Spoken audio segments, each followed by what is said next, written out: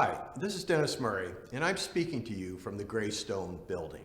For those of you who don't know the building's history, Greystone is a carriage house built in the 1800s on what was then the Beck Estate.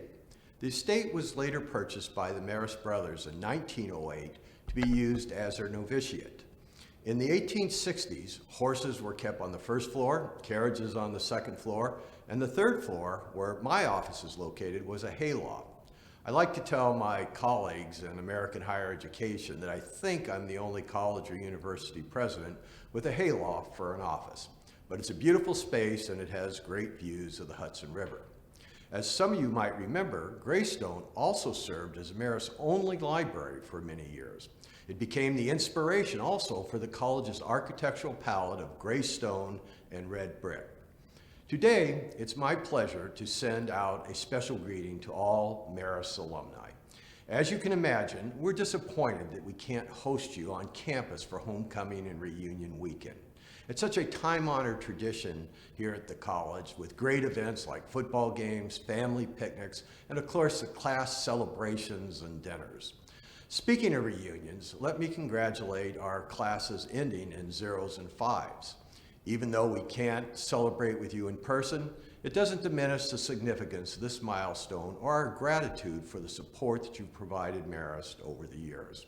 I'd especially like to recognize the class of 1970, which is celebrating their 50th reunion this year. This class has been working hard over the past several months to plan for their special reunion, and we hope to celebrate with them in person in 2021.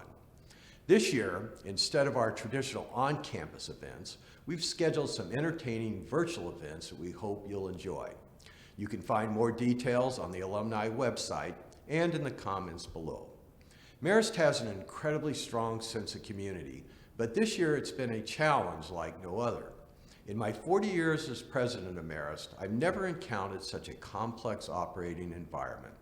In March, in the space of 2 weeks, we had to go from a site-based organization to a virtual one, move over 1,700 courses online, move the vast majority of our employees to remote work, return 270 students from studying in 16 countries around the world, and close all our residence halls and dining facilities. And while we were completely changing the nature of our college last spring, we also had to figure out how to operate this fall in the age of COVID.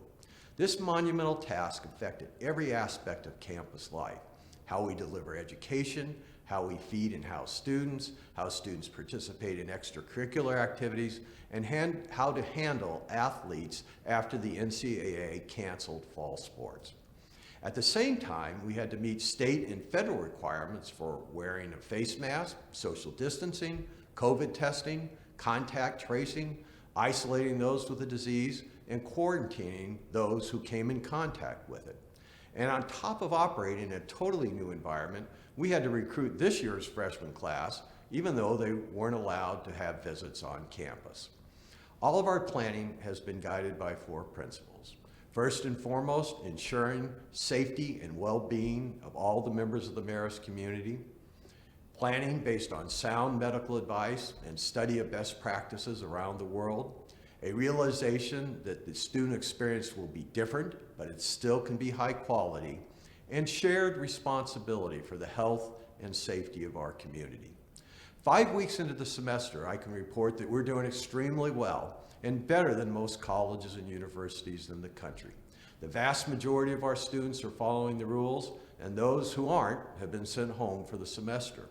We have a robust testing protocol, and test results have been extremely encouraging. Our goal is to keep up the momentum until Thanksgiving, at which point students will go home and complete the rest of the semester online. We're also starting to plan for what the spring semester will look like.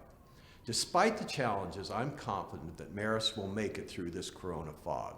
We're in good financial shape, and once we develop a vaccine or therapeutic for the people of our country, I believe we'll come out the other side even stronger than before. Until then, we'll show the same dedication, flexibility, and grit that has made Marist such a great institution. So thanks again for your support of your alma mater. We're thinking of you and hoping that you and your families are staying safe. Congratulations to all of those celebrating reunions, and we look forward to the day when we can welcome you back to the Marist campus.